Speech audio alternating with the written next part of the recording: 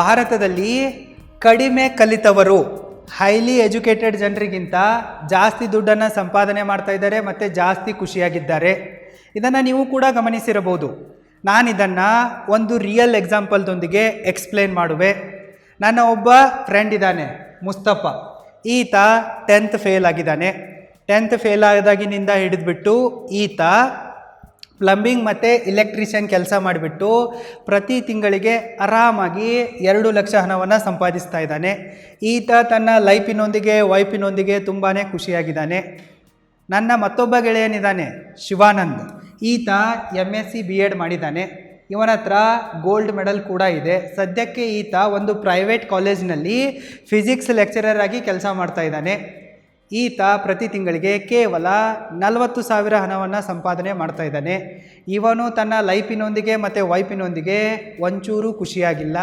Any time ಈತ ಅಳ್ತಾನೆ ಇರ್ತಾನೆ. ಇಲ್ಲಿ ನೋಡಿ ನೀವು, ಕಡಿಮೆ ಕಲಿತವರು, ಕಾಲೇಜಲ್ಲಿ ಫೇಲ್ ಆದವರು ಜಾಸ್ತಿ ಹಣವನ್ನು ಸಂಪಾದನೆ ಮಾಡ್ತಾ ಇದ್ದಾರೆ. ಜಾಸ್ತಿ ಕಲಿತವರು, ಗೋಲ್ಡ್ ಮೆಡಲನ್ನು ತೆಗೆದುಕೊಂಡವರು ಕಡಿಮೆ ಸಂಪಾದನೆ ಮಾಡ್ತಾ ಇದ್ದಾರೆ ಮತ್ತು ಅಳ್ತಾ ಇದ್ದಾರೆ. ಯಾಕೆ ಈ ರೀತಿ ಆಗ್ತಾ ಇದೆ ಅಂಥೇಳಿ ನೀವು ಯಾವತ್ತಾದರೂ ಯೋಚನೆ ಮಾಡಿದ್ದೀರಾ? ಪ್ರಾಬ್ಲಮ್ ಅಂತೂ ಇದೆ. ನಮ್ಮ ಎಜುಕೇಷನ್ ಸಿಸ್ಟಮ್ನಲ್ಲೂ ಕೂಡ ಪ್ರಾಬ್ಲಮ್ ಇದೆ ಮತ್ತು ಇವರಲ್ಲೂ ಕೂಡ ಪ್ರಾಬ್ಲಮ್ ಇದೆ. ಯಾಕೆ ಭಾರತದ ಜನ ಜಾಸ್ತಿ ಕಲಿತರೂ ಕೂಡ ಬಡವರಾಗಿ ಉಳಿತಾರೆ ಅನ್ನೋದಕ್ಕೆ 5 ಕಾರಣಗಳು ಇಂತಿವೆ. ಬರೀ ನಾನು ಪ್ರಾಬ್ಲಮ್ಗಳನ್ನು ಹೇಳ್ತಾ ಇಲ್ಲ, ಸೊಲ್ಯೂಷನ್ಗಳನ್ನು ಕೂಡ ಕೊಡ್ತಾ ಇರುವೆ. ಇವುಗಳನ್ನು ಸರಿಯಾಗಿ ಅರ್ಥ ಮಾಡ್ಕೊಳ್ಳಿ ಮತ್ತು ನಿಮ್ಮ ತಪ್ಪುಗಳನ್ನು ಸುಧಾರಿಸಿಕೊಳ್ಳಿ. Reason number 5, lack of financial knowledge. ನಮ್ಮ ಭಾರತದ ಶಾಲಾ ಕಾಲೇಜುಗಳಲ್ಲಿ ಹಣ ಹೇಗೆ ಕೆಲಸ ಮಾಡುತ್ತೆ ಅನ್ನೋದ್ರ ಬಗ್ಗೆ ಏನನ್ನ ಕೂಡ ಕಲಿಸಲ್ಲ. ನಮ್ಮ ಕಾಲೇಜಸ್ಗಳಲ್ಲಿ ಹಣವನ್ನು ಗಳಿಸೋದು ಹೇಗೆ, ಹಣವನ್ನು ಉಳಿಸೋದು ಹೇಗೆ, ಹಣವನ್ನು ಇನ್ವೆಸ್ಟ್ ಮಾಡೋದು ಹೇಗೆ, ಹಣವನ್ನು ಬೆಳೆಸೋದು ಹೇಗೆ, ಮ್ಯಾನೇಜ್ ಮಾಡೋದು ಹೇಗೆ ಅನ್ನೋದ್ರ ಬಗ್ಗೆ ಏನನ್ನ ಕೂಡ ಕಲಿಸಲ್ಲ. No financial education at all. So ಹೀಗಾಗಿ ಭಾರತದ ಜನರಿಗೆ ಎಷ್ಟೇ ಕಲಿತರೂ ಕೂಡ, ಎಷ್ಟೇ ಡಿಗ್ರಿಗಳಿದ್ರೂ ಕೂಡ ಹಣದ ಬಗ್ಗೆ ಏನೂ ಕೂಡ ಗೊತ್ತಾಗಲ್ಲ. ಹಣದ ಬಗ್ಗೆ ಇವರಿಗೆ ನಾಲೆಜೇ ಇಲ್ಲಪ್ಪ ಅಂತಂದರೆ ಹೇಗೆ ಇವರು ಹಣವನ್ನು ಗಳಿಸಿದ್ರೂ ಕೂಡ ಹೇಗೆ ಉಳಿಸಿದ್ರೂ ಕೂಡ ಹೇಗೆ ಬೆಳೆಸ್ತಾರೆ? ಸಾಧ್ಯನೇ ಇಲ್ಲ. ಅದಕ್ಕಾಗಿ ಭಾರತೀಯರು ಎಷ್ಟೇ ಕಲಿತರೂ ಕೂಡ ಬಡವರಾಗಿ ಉಳಿತಾ ಇದ್ದಾರೆ. ಸೊ ಇದಕ್ಕೆ ಸೊಲ್ಯೂಷನ್ ಏನಪ್ಪ ಅಂತಂದರೆ, ನೀವು ಹಣದ ಬಗ್ಗೆ ತಿಳಿದುಕೊಳ್ಳೋಕ್ಕೆ ಶುರು ಮಾಡಿ. ಪ್ರತಿದಿನ ಫೈನಾನ್ಸ್ ಬುಕ್ಸ್ಗಳನ್ನು ಓದೋಕ್ಕೆ ಶುರು ಮಾಡಿ. ಯೂಟ್ಯೂಬ್ನಲ್ಲಿ ಫೈನಾನ್ಸ್ನ ಮೇಲೆ ಎಷ್ಟು ವಿಡಿಯೋಗಳಿವೆನೋ ಅವುಗಳನ್ನು ನೋಡೋಕ್ಕೆ ಶುರು ಮಾಡಿ. ಫಾಲ್ತು ರೀಲ್ಸ್ಗಳಲ್ಲಿ ಟೈಮ್ ವೇಸ್ಟ್ ಮಾಡುವ ಬದಲು ಫೈನಾನ್ಸ್ ಬುಕ್ಸ್ಗಳನ್ನು ಓದಿ, ಫೈನಾನ್ಸ್ ವಿಡಿಯೋಗಳನ್ನು ನೋಡಿ. ಮತ್ತು ಈಗಲೇ ನೀವು roaringbusinesschool.comಗೆ ವಿಸಿಟ್ ಮಾಡಿ ಮತ್ತು ಆನ್ಲೈನ್ ಅಲ್ಟಿಮೇಟ್ ಮನಿ ಮ್ಯಾನೇಜ್ಮೆಂಟ್ ಕೋರ್ಸಿಗೆ ಎನ್ರೋಲ್ ಆಗಿ ಮತ್ತು ಹಣದ ಬಗ್ಗೆ ಎಲ್ಲವನ್ನು ಕೂಡ ಕಲೀರಿ. ಲಿಂಕ್ ಈ ವಿಡಿಯೋದ ಡಿಸ್ಕ್ರಿಪ್ಷನ್ ಬಾಕ್ಸಲ್ಲಿದೆ, ಚೆಕ್ ಮಾಡಿ. ಎಲ್ಲಿ ತನಕ ನೀವು ಹಣದ ಬಗ್ಗೆ ಸಂಪೂರ್ಣವಾಗಿ ತಿಳಿದುಕೊಳ್ಳಲ್ವೋ ಅಲ್ಲಿ ತನಕ ನೀವು ಹಣವನ್ನು ಗಳಿಸೋಕ್ಕೂ ಆಗಲ್ಲ, ಉಳಿಸೋಕ್ಕೂ ಆಗಲ್ಲ, ಬೆಳೆಸೋಕ್ಕೂ ಆಗಲ್ಲ ಮತ್ತು ಶ್ರೀಮಂತರಾಗೋಕ್ಕೂ ಕೂಡ ಆಗಲ್ಲ. Reason number 4, depending on a single income source, that is salary. ಹಣವನ್ನು ಸಂಪಾದನೆ ಮಾಡೋಕ್ಕೆ ಜಾಬ್ ಒಂದೇ ಆಪ್ಷನ್ ಅಲ್ಲ. ಹಣವನ್ನು ಸಂಪಾದನೆ ಮಾಡೋಕ್ಕೆ 1 ಅಲ್ಲ, 2 ಅಲ್ಲ, 10 ಅಲ್ಲ, 100 ಅಲ್ಲ, 1000 ಅಲ್ಲ, ಲಕ್ಷಾಂತರ ದಾರಿಗಳಿವೆ. ದುಡ್ಡನ್ನು ಗಳಿಸೋಕೆ ಅನ್ಲಿಮಿಟೆಡ್ ಅಪಾರ್ಚುನಿಟಿಗಳಿವೆ. ಆದರೆ ಇದರ ಬಗ್ಗೆ ಯಾವತ್ತೂ ಕೂಡ ನಮ್ಮ ಸ್ಕೂಲಲ್ಲಿ ಹೇಳಿಕೊಟ್ಟಿಲ್ಲ. ನಮ್ಮ ಸ್ಕೂಲು ಕಾಲೇಜುಗಳಲ್ಲಿ ಹಣವನ್ನು ಗಳಿಸೋಕಿರುವ ಒಂದೇ ಒಂದು ದಾರಿ ಜಾಬ್ ಅಂಥೇಳಿ ಹೇಳಿಕೊಟ್ಟಿದ್ದಾರೆ. ನಮ್ಮನ್ನು ಟ್ರೈನ್ ಮಾಡಿದ್ದಾರೆ. ನಾವೆಲ್ಲರೂ ಕೂಡ ವೆಲ್ ಟ್ರೈನ್ಡ್ ಆಗಿದ್ದೇವೆ, ವೆಲ್ ಎಜುಕೇಟೆಡ್ ಆಗಿಲ್ಲ. ಹಣವನ್ನು ಗಳಿಸೋಕೆ ಇರುವ ಮಿಕ್ಕ ಆಪ್ಷನ್ಸ್ಗಳ ಬಗ್ಗೆ ನಮಗೆ ಹೇಳಿಕೊಟ್ಟಿಲ್ಲ. ಜಾಬೇ ವೇಸ್ಟ್ ಆಗಿದೆ, ನೀನು ಜಾಬೇ ಮಾಡು. ನೀನೇನಾದರೂ ಚೆನ್ನಾಗಿ ಓದಲಿಲ್ಲಪ್ಪ ಅಂತಂದ್ರೆ ನಿನಗೆ ಜಾಬ್ ಸಿಗಲ್ಲ. ನೀನು ಚೆನ್ನಾಗಿ ಓದು, ನಿನಗೆ ಗೌರ್ಮೆಂಟ್ ಜಾಬ್ ಸಿಗುತ್ತೆ, ಸುಂದರವಾಗಿರುವ ಹೆಂಡತಿ ಸಿಗ್ತಾಳೆ ಅಂತಾನೆ ಹೇಳಿದ್ದಾರೆ. ಸೊ ಇದನ್ನೇ ನಂಬ್ಕೊಂಡ್ಬಿಟ್ಟು ಜಾಸ್ತಿ ಕಲಿತವರು ಜಾಬನ್ನೇ ಮಾಡ್ತಾ ಇದ್ದಾರೆ ಮತ್ತು ಒಂದೇ ಒಂದು ಸಿಂಗಲ್ ಇನ್ಕಮ್ ಸೋರ್ಸ್ ಮೇಲೆ ಡಿಪೆಂಡ್ ಆಗಿದ್ದಾರೆ. ಇವರ ಸ್ಯಾಲ್ರಿ ಮೇಲೇ ಇವರು ಕಂಪ್ಲೀಟ್ಲಿ ಡಿಪೆಂಡೆಂಟ್ ಆಗಿದ್ದಾರೆ. ಹೀಗಾಗಿ ಇವರು ಬಡವರಾಗ್ತಾ ಇದ್ದಾರೆ. ನೀವು ಈ ತಪ್ಪನ್ನು ಮಾಡೋಕ್ಕೆ ಹೋಗ್ಬಿಡಿ. ನೀವು ಜಾಬ್ ಮಾಡಿದರೂ ಕೂಡ ನೋ ಪ್ರಾಬ್ಲಮ್. ನೀವು ಜಾಬ್ನಿಂದ ಬಂದ ಇನ್ಕಮನ್ನು ಸರಿಯಾಗಿ ಮ್ಯಾನೇಜ್ ಮಾಡಿಬಿಟ್ಟು ಮಲ್ಟಿಪಲ್ ಇನ್ಕಮ್ ಸೋರ್ಸ್ಗಳನ್ನು ಬಿಲ್ಡ್ ಮಾಡಿ. ಸೈಡ್ ಹಸಲ್ ಮಾಡೋಕ್ಕೆ ಶುರು ಮಾಡಿ. ಸ್ಕಿಲ್ಗಳನ್ನು ಬೆಳೆಸಿಕೊಳ್ಳಿ. ಫ್ರೀಲ್ಯಾನ್ಸಿಂಗ್ ವರ್ಕ್ ಮಾಡಿ, ಪಾರ್ಟ್ ಟೈಮ್ ಮಾಡಿ, ಓವರ್ ಟೈಮ್ ಮಾಡಿ, ಇಲ್ಲವೇ ಸಣ್ಣ ಪುಟ್ಟ ಬಿಸ್ನೆಸ್ಗಳನ್ನು ಶುರು ಮಾಡಿ.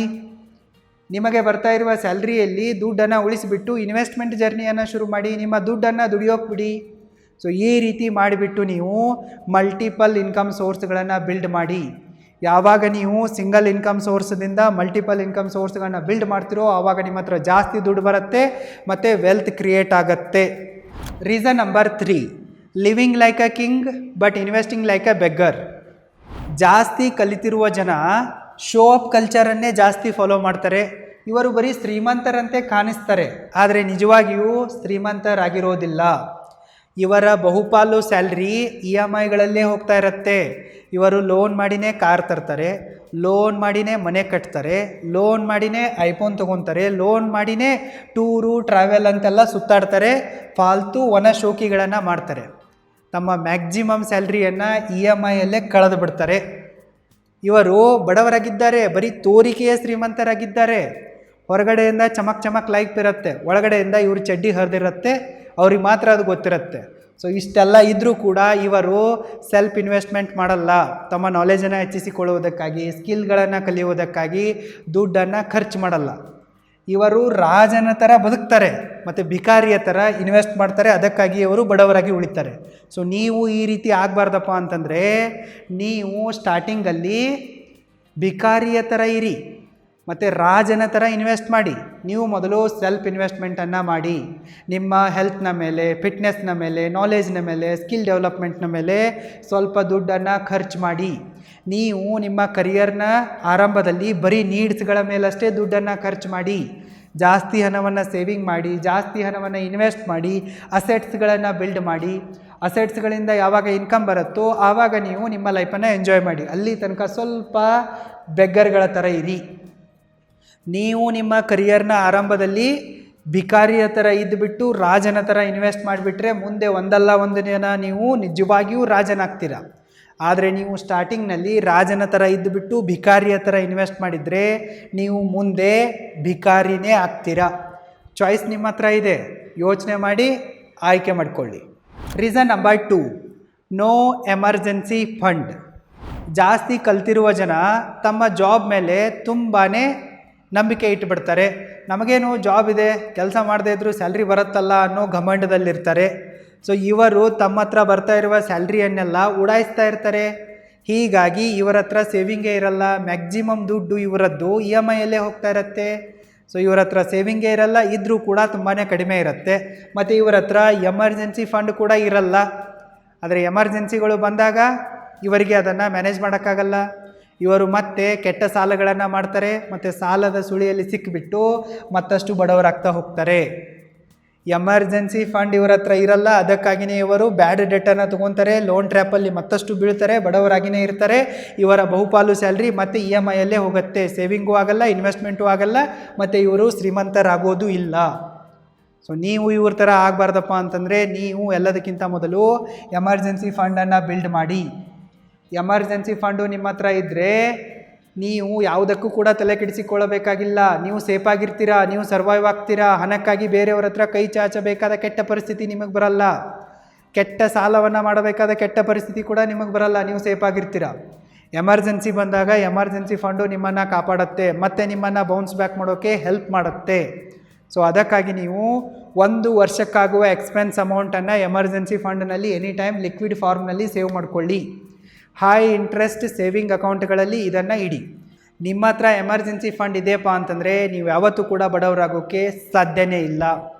Reason number 1, relying solely on degrees. ಜಾಸ್ತಿ ಕಲಿತಿರುವ ಜನ ತಮ್ಮ ಕಾಲೇಜ್ ಡಿಗ್ರಿಗಳ ಮೇಲೆ ತುಂಬಾ ಡಿಪೆಂಡೆಂಟ್ ಆಗಿಬಿಡ್ತಾರೆ. ನನ್ನ ಹತ್ರ ಕಾಲೇಜ್ ಡಿಗ್ರಿ ಇದೆ, ನನ್ನ ಹತ್ರ ಗೋಲ್ಡ್ ಮೆಡಲ್ ಇದೆ, ನಾನು ಸಕ್ಸಸ್ಫುಲ್ ಆಗಿರುವೆ ಅನ್ನೋ ಭ್ರಮೆಯಲ್ಲಿ ಇವರು ತಿರುಗ್ತಾ ಇರ್ತಾರೆ. ಇವರು ಯಾವತ್ತೂ ಕೂಡ ಸ್ಕಿಲ್ಸ್ಗಳ ಮಹತ್ವವನ್ನು, ನಾಲೆಜ್ನ ಮಹತ್ವವನ್ನು ಅರಿತುಕೊಳ್ಳಲ್ಲ. ಸ್ಕಿಲ್ಗಳ ಮೇಲೆ, ನಾಲೆಜ್ನ ಮೇಲೆ ತಮ್ಮ ಟೈಮನ್ನು, ದುಡ್ಡನ್ನು ಇನ್ವೆಸ್ಟ್ ಮಾಡಲ್ಲ. ಕಲಿಯೋಕ್ಕೆ ಇಷ್ಟಪಡಲ್ಲ. ನನ್ನ ಹತ್ರ ಬರೀ ಡಿಗ್ರಿ ಇದೆ, ಗೋಲ್ಡ್ ಮೆಡಲ್ ಇದೆ ಅಂತ ಹೇಳಿ ತಿರುಗ್ತಾರೆ. ಅದಕ್ಕಾಗಿ ಇವರು ತಮ್ಮ ಲೈಫಲ್ಲಿ ಫೇಲ್ ಆಗ್ತಾರೆ. ನಿಮ್ಮ ಹತ್ರ ಕಾಲೇಜ್ ಡಿಗ್ರಿ ಇದೆಯಪ್ಪ ಅಂತಂದರೆ ನೀವು ಸಕ್ಸಸ್ಫುಲ್ ಅಂದಂಗಲ್ಲ. ನಿಮ್ಮ ಹತ್ರ ನಾಲೆಜ್ ಇದ್ದರೆ, ಸ್ಕಿಲ್ ಇದ್ದರೆ ಮಾತ್ರ ನೀವು ಸಕ್ಸಸ್ಫುಲ್ ಆಗೋಕ್ಕೆ ಸಾಧ್ಯ ಇದೆ. ನಾನು ನಿಮಗೆ ಮತ್ತೊಂದು ರಿಯಲ್ ಆಗಿರುವ ಎಕ್ಸಾಂಪಲ್ದೊಂದಿಗೆ ಇದನ್ನು ವಿವರಿಸುವೆ. ಇವರು ಡಾಕ್ಟರ್ ಸೌಮ್ಯ. ಇವರು ಡರ್ಮೆಟೋಲಜಿಸ್ಟ್ ಆಗಿದ್ದಾರೆ. ಇವರು ತಮ್ಮ ಕ್ಲಿನಿಕ್ನ ಮೇಲೆ 1 ಕೋಟಿಯನ್ನು ಇನ್ವೆಸ್ಟ್ ಮಾಡಿದ್ದಾರೆ. ಆದರೂ ಕೂಡ ಇವರಿಗೆ ಪ್ರತಿ ತಿಂಗಳು 1 ಲಕ್ಷ ಕೂಡ ರೆವೆನ್ಯೂ ಬರ್ತಾ ಇಲ್ಲ. ಇವರು ಪೇಷಂಟ್ ಬರ್ತಾ ಇಲ್ಲ ಅಂತೇಳಿ ಅಳ್ತಾ ಕುಂತಿದ್ದಾರೆ. ಮತ್ತೊಂದು ಕಡೆ ಇದ್ದಾರೆ ಡಾಕ್ಟರ್ ಅಮೃತ. ಇವರು ಕೂಡ ಡರ್ಮೆಟೊಲಜಿಸ್ಟ್ ಆಗಿದ್ದಾರೆ. ಇವರ ಎಜುಕೇಷನ್ ಕೂಡ ಸೇಮ್ ಇದೆ. ಇವರದ್ದು MBBS MD ಆಗಿದೆ, ಇವರದ್ದು ಕೂಡ MBBS MD ಆಗಿದೆ. ಇವರು ತಮ್ಮ ಹಾಸ್ಪಿಟಲ್ನ ಮೇಲೆ ಬರೀ 25 ಲಕ್ಷವನ್ನು ಇನ್ವೆಸ್ಟ್ ಮಾಡಿದ್ದಾರೆ. ಆದರೆ ಇವರಿಗೆ ಪ್ರತಿ ತಿಂಗಳು 5 ಲಕ್ಷ ಪ್ರಾಫಿಟ್ ಬರ್ತಾ ಇದೆ. ಇಲ್ಲಿ ಡಾಕ್ಟರ್ ಸೌಮ್ಯ ಪ್ರತಿ ತಿಂಗಳಿಗೆ 1 ಲಕ್ಷ ರೆವೆನ್ಯೂವನ್ನು ಕೂಡ ಜನರೇಟ್ ಮಾಡೋಕ್ಕಾಗ್ತಾ ಇಲ್ಲ. ಆದರೆ ಡಾಕ್ಟರ್ ಅಮೃತ ಆರಾಮಾಗಿ 5 ಲಕ್ಷ ಪ್ರಾಫಿಟನ್ನು ಸಂಪಾದನೆ ಮಾಡ್ತಾ ಇದ್ದಾರೆ. ಸೊ ಅಂಥದ್ದೇನು ಮಾಡ್ತಾ ಇದ್ದಾರೆ ಇವರು ಡಾಕ್ಟರ್ ಸೌಮ್ಯಗೆ ಮಾಡೋಕ್ಕಾಗ್ತಾ ಇಲ್ಲ ಅಂಥೇಳಿ ನೀವು ಕೇಳ್ಬೋದು.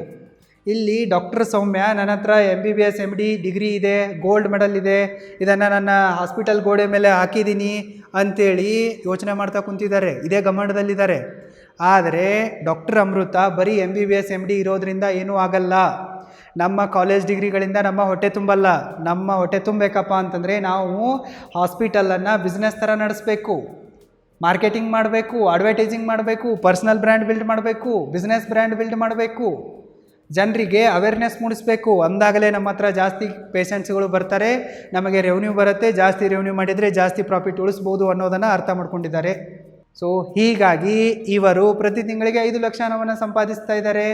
ಬಟ್ ಇವರು ಸಂಪಾದಿಸ್ತಾ ಇಲ್ಲ. ಸೊ ನೀವು ಕೂಡ ನಿಮ್ಮ ಲೈಫಲ್ಲಿ ಸಕ್ಸಸ್ಫುಲ್ ಆಗಬೇಕಪ್ಪ ಅಂತಂದರೆ ನಿಮ್ಮ ಹತ್ರ ಸ್ಕಿಲ್ಗಳಿರಬೇಕು ಮತ್ತು ನಾಲೆಜ್ ಇರಬೇಕು. Doctor Amrita is my best friend. So ಆಕೆ ಹಾಸ್ಪಿಟಲನ್ನು ಶುರು ಮಾಡಿದ ದಿನವೇ ನನ್ನ ಹತ್ರ ಬಂದುಬಿಟ್ಟು, ನೀನು ನಿನ್ನ ಸ್ಟಾರ್ಟಪ್ಗೋಸ್ಕರ, ಕಂಪ್ನಿಗೋಸ್ಕರ ಹೇಗೆ ಮಾರ್ಕೆಟಿಂಗ್ ಮಾಡ್ತೀವೋ, ಅಡ್ವರ್ಟೈಸಿಂಗ್ ಮಾಡ್ತೀಯೋ, ಮತ್ತು ಪರ್ಸ್ನಲ್ ಬ್ರ್ಯಾಂಡನ್ನು ಬಿಲ್ಡ್ ಮಾಡ್ತಾ ಇದೆಯೋ, ಬಿಸ್ನೆಸ್ ಬ್ರ್ಯಾಂಡನ್ನು ಬಿಲ್ಡ್ ಮಾಡ್ತಾ ಇದೆಯೋ, ಕಂಟೆಂಟ್ ಕ್ರಿಯೇಟ್ ಮಾಡ್ತಾ ಇದೆಯೋ, ಅದೇ ಥರ ನಾನು ಮಾಡಬೇಕಂತ ಅಂದ್ಕೊಂಡಿರುವೆ. ಸೊ ಇದಕ್ಕೆ ನನಗೆ ಸರಿಯಾಗಿ ಗೈಡ್ ಮಾಡು. ಸೊ ನಾನು ಪ್ರತಿದಿನ ನಿನಗೆ ಅರ್ಧ ಗಂಟೆ ಟೈಮನ್ನು ಕೊಡುವೆ. ಸೊ ಈ ಟೈಮಲ್ಲಿ ನನಗೆ ಸ್ವಲ್ಪ ಗೈಡ್ ಮಾಡು, ನನಗೆ ಸ್ವಲ್ಪ ಸ್ಕಿಲ್ಗಳನ್ನು ಕಲಿಸು ಅಂತ ಹೇಳಿಬಿಟ್ಟು ಕೇಳಿ ಸ್ಕಿಲ್ಗಳನ್ನು ಕಲಿತ್ಬಿಟ್ಟು ನಾಲೆಜನ್ನು ಗೇನ್ ಮಾಡಿಬಿಟ್ಟು ತನ್ನ ಹಾಸ್ಪಿಟಲನ್ನು ರನ್ ಮಾಡ್ತಾ ಇದ್ದಾಳೆ. ಅದಕ್ಕಾಗಿ ಈಕೆ ಸಕ್ಸಸ್ಫುಲ್ ಆಗಿದ್ದಾಳೆ. ಬಟ್ ಇವಳಿಗೆ ಇದೇನೂ ಕೂಡ ಗೊತ್ತೇ ಇಲ್ಲ, ಅದಕ್ಕಾಗಿ ಈಕೆ ಲೂಸರೇ ಇದ್ದಾಳೆ. ಸೊ ಈಗ ನೀವು ಕೂಡ ನಿಮ್ಮ ಲೈಫಲ್ಲಿ ಸಕ್ಸಸ್ಫುಲ್ ಆಗಬೇಕಪ್ಪ ಅಂತಂದರೆ ಸ್ಕಿಲ್ಗಳನ್ನು ಕಲೀರಿ, ನಿಮ್ಮ ನಾಲೆಜನ್ನು ಹೆಚ್ಚಿಸಿಕೊಳ್ಳಿ. ನೀವು ಬಿಸ್ನೆಸ್ ಸ್ಕಿಲ್ಗಳನ್ನು, ಸೇಲ್ಸ್ ಆ್ಯಂಡ್ ಮಾರ್ಕೆಟಿಂಗ್ ಸ್ಕಿಲ್ಗಳನ್ನು, ಟೀಮ್ ಮ್ಯಾನೇಜ್ಮೆಂಟ್ ಸ್ಕಿಲ್ಗಳನ್ನು, ಪರ್ಸ್ನಲ್ ಬ್ರ್ಯಾಂಡನ್ನು ಬಿಲ್ಡ್ ಮಾಡೋದನ್ನು, ಬಿಸ್ನೆಸ್ ಬ್ರ್ಯಾಂಡನ್ನು ಬಿಲ್ಡ್ ಮಾಡೋದನ್ನು, ಕಂಟೆಂಟ್ ಕ್ರಿಯೇಷನನ್ನು ಕಲಿತುಕೊಳ್ಳಿ. ವಿಡಿಯೋಗಳನ್ನು ಶೂಟ್ ಮಾಡೋದು ಹೇಗೆ, ವಿಡಿಯೋಗಳನ್ನು ಎಡಿಟ್ ಮಾಡೋದು ಹೇಗೆ, ಒಳ್ಳೊಳ್ಳೆ ಫೋಟೋಗಳನ್ನು ಕ್ಲಿಕ್ ಮಾಡೋದು ಹೇಗೆ, ಸ್ಕ್ರಿಪ್ಟ್ ಹೇಗೆ ಬರೆಯೋದು, ವಿಡಿಯೋದಲ್ಲಿ ಹೇಗೆ ಪ್ರೆಸೆಂಟ್ ಮಾಡೋದು, ಹೇಗೆ ಮಾರ್ಕೆಟಿಂಗ್ ಮಾಡೋದು ಅನ್ನೋದನ್ನು ಕಲೀರಿ. ಅಂದಾಗಲೇ ನೀವು ನಿಮ್ಮ ಪ್ರೊಫೆಷ್ನಲ್ ಲೈಫಲ್ಲಿ, ಬಿಸ್ನೆಸ್ಸಲ್ಲಿ ಸರ್ವೈವ್ ಆಗ್ತೀರಾ. ಬರೀ ಕಾಲೇಜ್ ಡಿಗ್ರಿಗಳಿಂದ ನಿಮಗೆ ಸಕ್ಸಸ್ ಸಿಗಲ್ಲ, ದುಡ್ಡು ಬರಲ್ಲ. ಒಂದು ವೇಳೆ ನಿಮಗೆ ಕಂಟೆಂಟ್ ಕ್ರಿಯೇಷನ್ ಸ್ಕಿಲ್ಗಳನ್ನು ಕಲಿಯುವ ಆಸೆ ಇದ್ದರೆ roaringfilmschool.comಗೆ ವಿಸಿಟ್ ಮಾಡಿ ಮತ್ತು ಕಲೀರಿ. ಈ 5 ಕಾರಣಗಳಿಂದಾಗಿ ಭಾರತದಲ್ಲಿ ವೆಲ್ ಎಜುಕೇಟೆಡ್ ಆಗಿರುವವರು, ಹೈಲಿ ಎಜುಕೇಟೆಡ್ ಆಗಿರುವವರು ಕಡಿಮೆ ದುಡ್ಡನ್ನು ಸಂಪಾದಿಸ್ತಾ ಇದ್ದಾರೆ ಮತ್ತು ಬಡವರಾಗಿ ಉಳಿತಾ ಇದ್ದಾರೆ. ನಾನು ನಿಮಗೆ ಪ್ರಾಬ್ಲಮ್ಸ್ಗಳನ್ನು ಕೂಡ ಹೇಳಿರುವೆ ಮತ್ತು ಏನು ಮಾಡಬೇಕು ಅಂತ ಸೊಲ್ಯೂಷನನ್ನು ಕೂಡ ಕೊಟ್ಟಿರುವೆ. ಸೊಲ್ಯೂಷನ್ಗಳ ಮೇಲೆ ಜಾಸ್ತಿ ಫೋಕಸ್ ಮಾಡಿ ಮತ್ತು ಜಾಸ್ತಿ ಹಣವನ್ನು ಸಂಪಾದಿಸಿ ಶ್ರೀಮಂತರಾಗಿ. All the best.